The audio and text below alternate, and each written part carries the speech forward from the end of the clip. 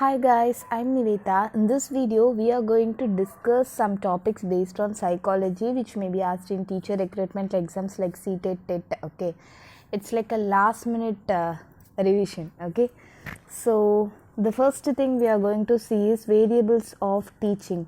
There are three types of variable, which is independent, intervening, dependent. Okay. Independent refers to the teacher. The teacher is the independent person. The dependent is the student. Okay. Intervening person. Intervening person means the connection between the independent and dependent is what intervening. So which is learning experience. Understood? So these are the variables of teaching. Then there are 4 levels of teaching. Okay. The levels are memory level, understanding level, reflective level. Actually, memory level is thoughtless. Okay, it's just in memory. It's like rote learning. Okay, it's just by hearting. It's lower level.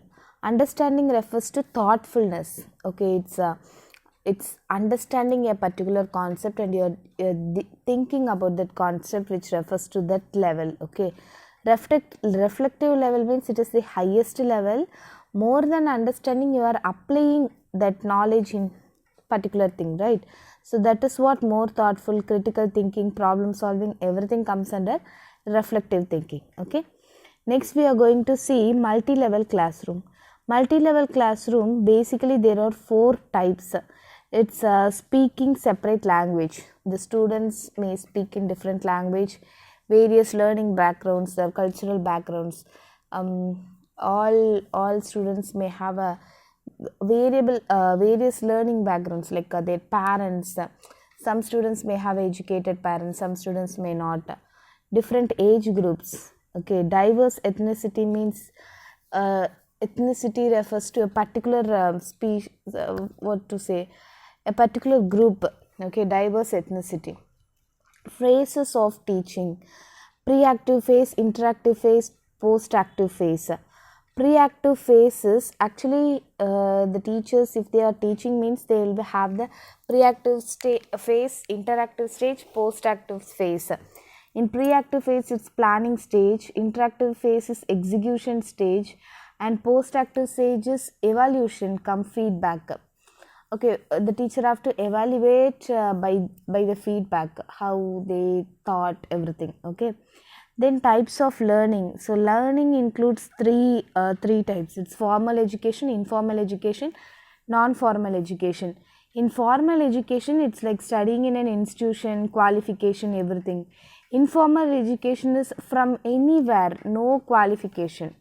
Okay, so it's like we can learn from others' experience, we can learn from audiobooks. Okay, that is what informal education. Then non-formal education is distance learning, no institution, qualification. It's like formal and non-formal. No, we will have the degree. Understood? Formal education means in institution we are going to study and we have the qualification, everything. Non-formal education means distance learning, no institution, qualifications we will get. But in informal education, please understand, in informal education we can study anywhere, no qualification is there. Understood? Then we are going to see learning and learning curves. Learning is a relatively permanent change in behavior that occurs as a result of experience. Through experience, our behavior is permanently going to change. That is what learning is. Understood? Learning is relatively permanent change in behavior that occurs as a result of experience. Understood? Learning is a relatively permanent change in behavior that occurs as a result of experience. All the changes in behavior can't be regarded as learning. Example: fatigue, disease, fear, maturity. So the thing is, there may be change in behavior, like fatigue means becoming fat, disease, fear, maturity. So that and all we can't consider as a learning, but maturity we can consider as a learning. Okay. Interest, motivation, environment as an important place in learning process. To learn in the learning process, interest is very important, motivation is important, the environment that particular student is doing knows, so that is also important. Skinner, what he mentioned is motivation is the enriching learning process necessary in learning process. Okay, then characteristics of learning. So what are the characteristics? Learning is universal, it can be done by anyone. Learning is goal oriented, there should be a goal. Okay, the learning should be to attain that goal. Learning is lifelong. Learning is organization of experience. Okay, it's just organization of experience. Learning is a process of adjustment. If we learn more, we may adjust more with the environment. Learning is gradual, it's not sudden. You can't suddenly learn any new language or anything, so learning is gradual. These are all characteristics of learning. Wordsworth says learning is a process of development. Guilford says then it's given in Hindi. Okay, factors affecting learning. Okay, factors affecting learning. What are the factors which may affect the learning?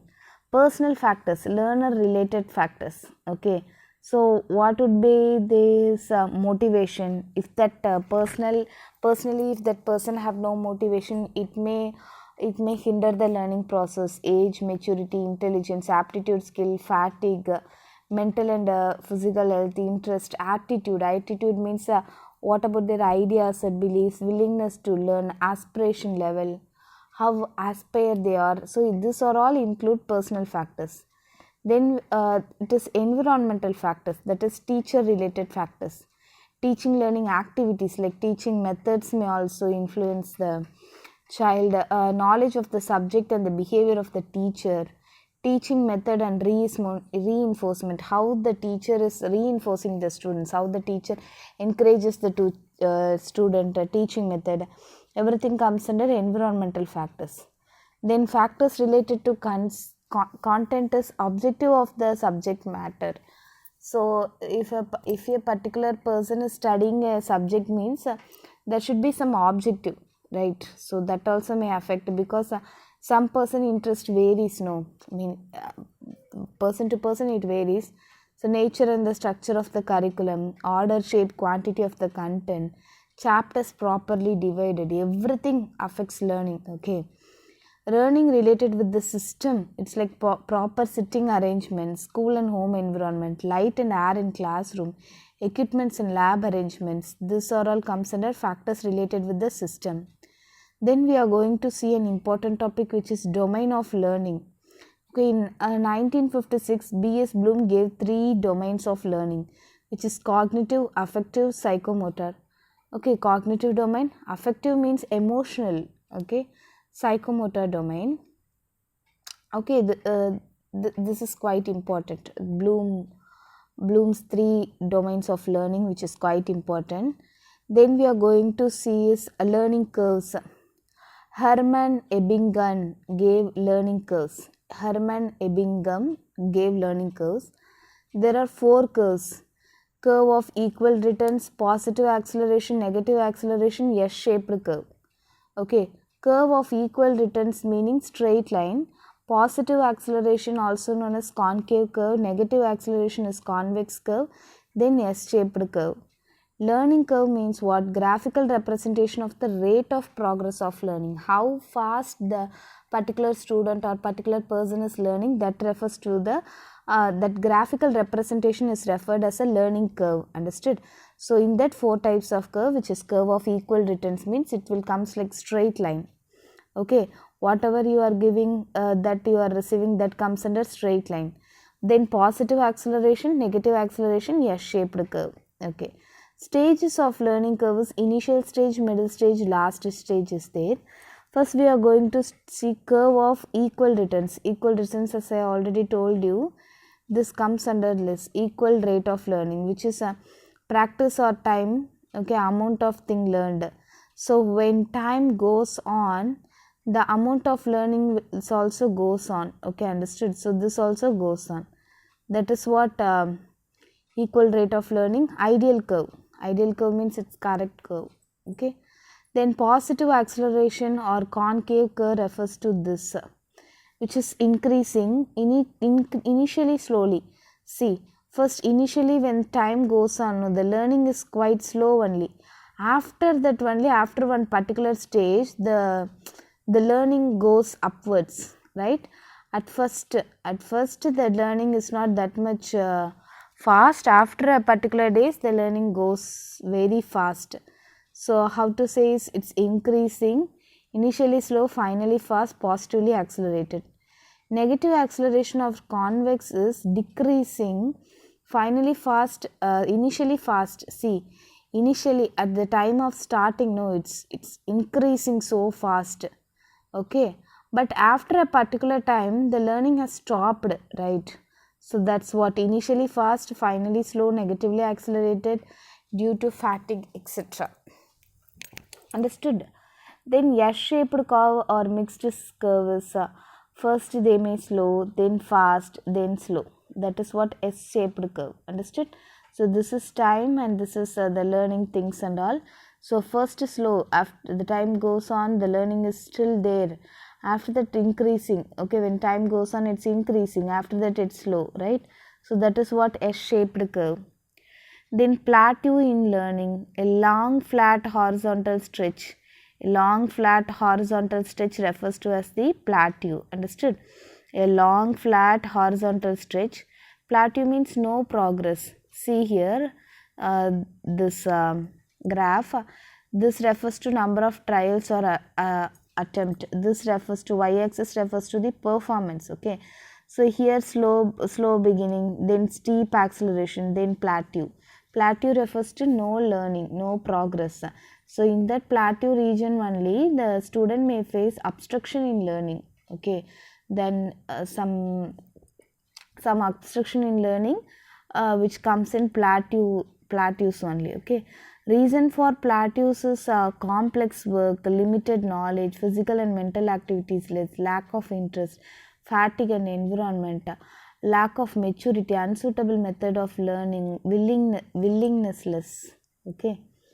Next, transfer of learning is the capacity to use or apply acquired knowledge and skills to a new situation is known as transfer of learning. What does transfer of learning refers to?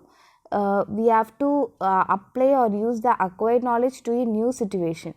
The capacity to use or apply acquired knowledge or skills to a new situation is known as transfer of learning. It makes the learning process easy. Understood? It can also help in developing mental abilities of a learner which can use in other tasks also. Example, learning of one subject can be useful or hindering the learning of another subject. Okay, that is what transfer of learning. Ernest Hillgard, in learning transfer, one action has effect on another. Okay, if you learn something in one subject, it may also use in other subject also. Next, Guthrie, learning transfer can be defined as a process of enhancing and implementing behavior. Okay, types of transfer of learning. Thorndike gave 3 types of transfer of learning: positive transfer of learning, negative transfer of learning, neutral or zero transfer of learning. Who gave this? Thorndike. Okay. Theory of identical elements. This theory is given by Thorndike. The degree to which two tasks are similar determines the efficiency of transfer. The degree to which two tasks, if you are studying two subjects, no, how much the similarities, if there are so much of similarities between the two subjects or two topics, means then the transfer of efficiency of transfer of knowledge will be greatest. Understood? So school oral studying to to create a interdependence of one subject on the another. Okay, that's what transfer of learning goes. Specific kinds of transfer of learning. First one is unilateral transfer, bilateral transfer, vertical transfer, horizontal transfer. Okay, first we are going to see unilateral transfer.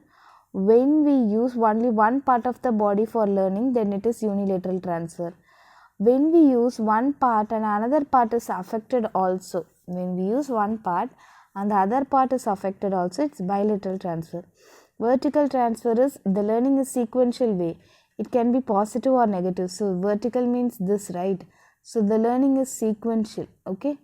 Horizontal transfer means the knowledge, experience, training acquired in one situation used like an identical situation is called horizontal transfer.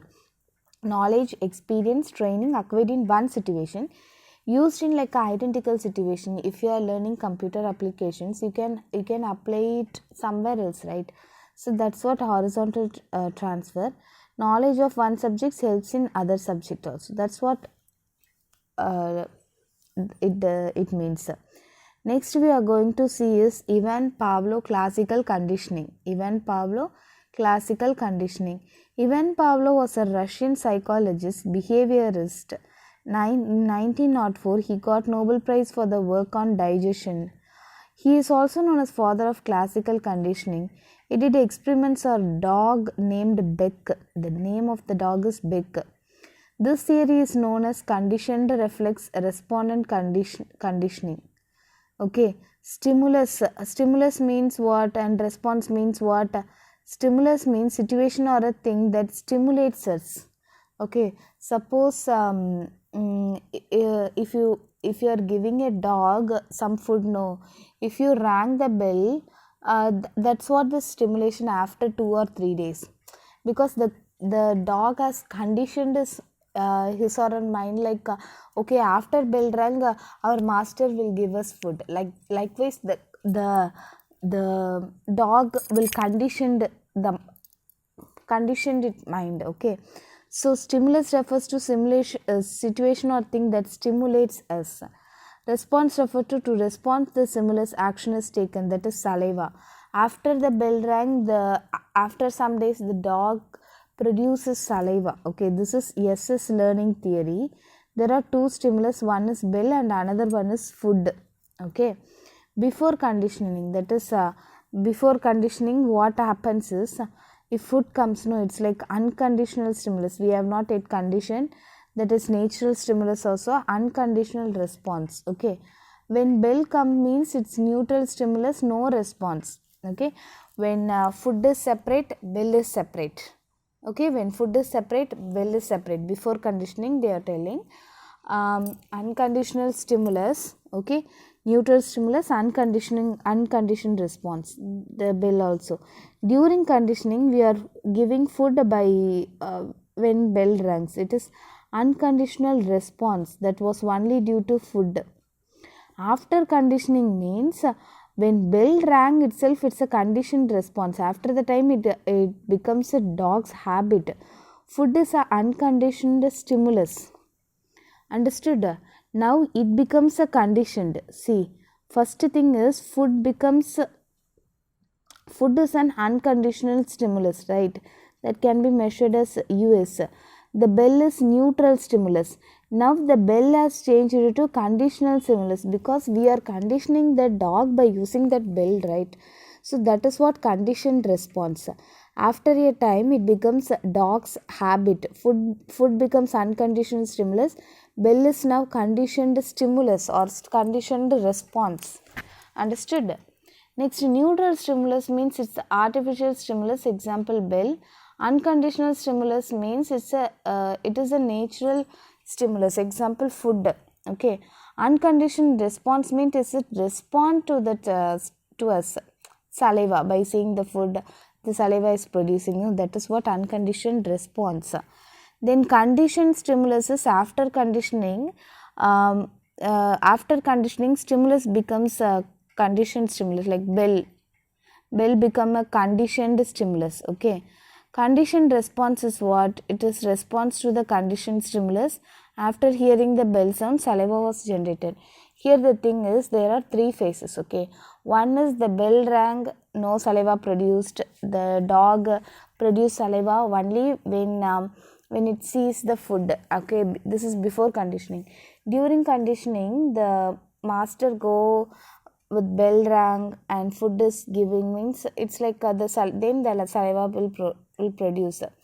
After some days, what happens is the dog has conditioned his or her mind like okay, after bell rangs, when bell rangs itself, food will come. Okay, so then after bell rangs, automatically the saliva will produce.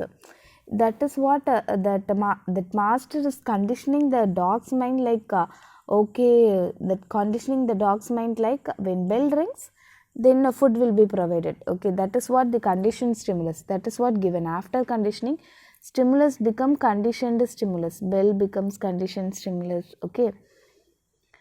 Accusation, when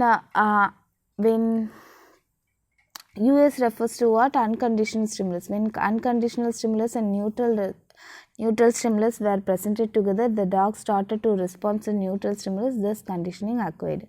Stimulus generalization, it becomes a habit of a dog to respond to the bell. Stimulus discrimination, the dog started to differentiate sound of different bells.